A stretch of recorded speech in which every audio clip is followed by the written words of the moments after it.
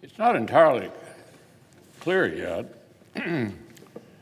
how or when Congress will conclude its end-of-the-year business. But when the Senate does adjourn, I'll just about mark the end of my tenure as a Republican leader.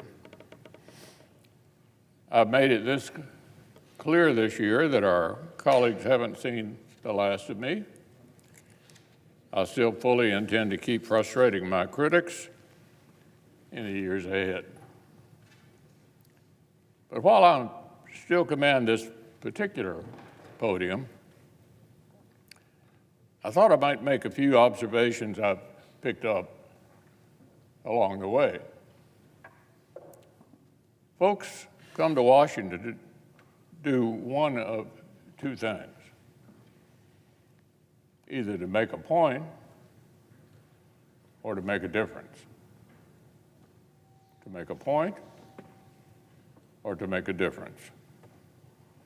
It's usually not that hard to tell who's doing which, especially in situations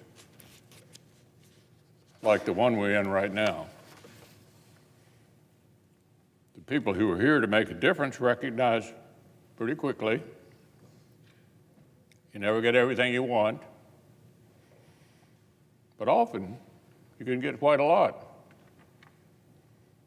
And the folks who prefer to make a point have a funny habit of reminding us out loud how poorly they understand that fact. I don't care to count how many times I've reminded our colleagues and our House counterparts how harmful it is to shut the government down, and how foolish it is to bet your own side won't take the blame for it. Recent history doesn't leave a whole lot of room for interpretation on that one. When you try to use normal government function as a bargaining chip, you pay a political price. That said, if I took it personally every time my advice went unheeded, I probably wouldn't have spent as long as I have in this particular job.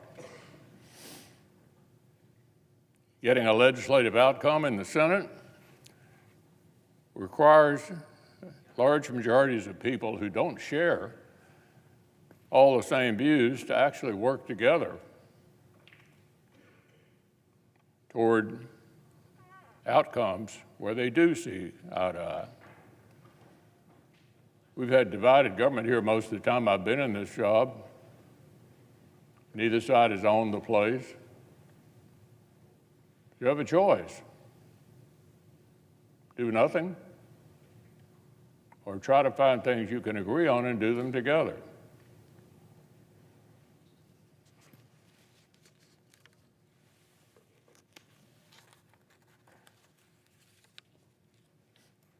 With the exception of just one short period of a few months, this place hasn't seen a filibuster-proof Senate in 50 years.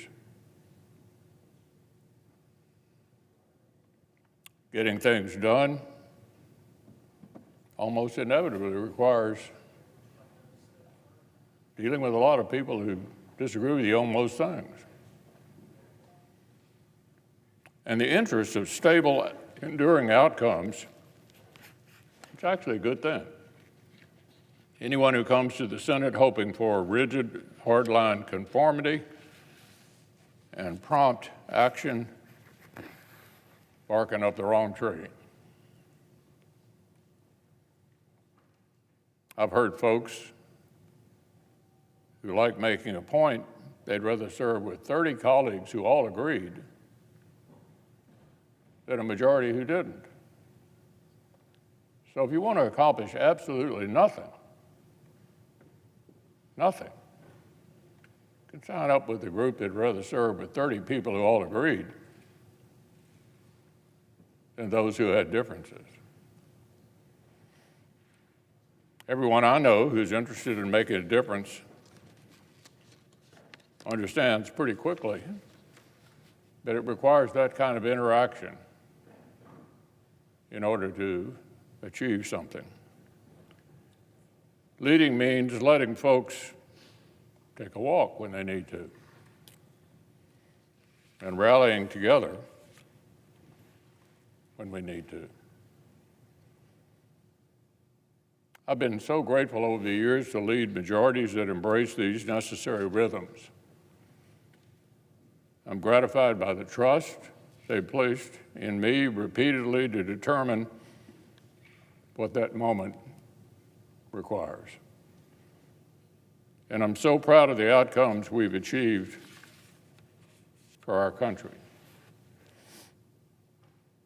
I'm looking forward to spending the next Congress as a member of another majority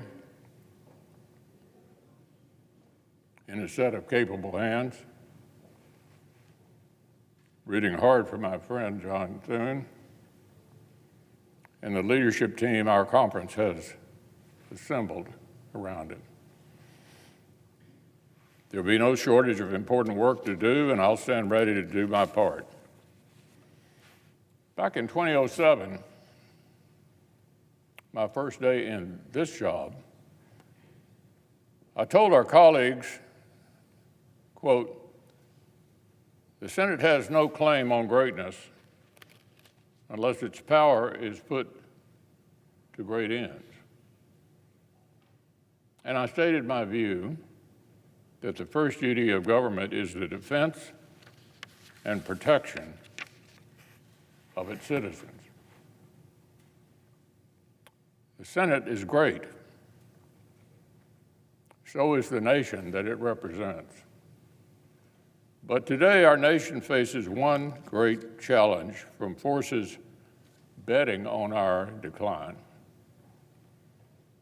And so that first duty of government is the task to which I'll devote my efforts in the coming years. Our prosperity and security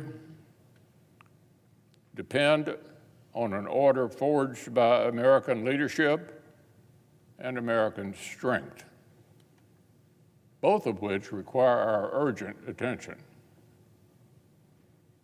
The arsenal of democracy must be restored.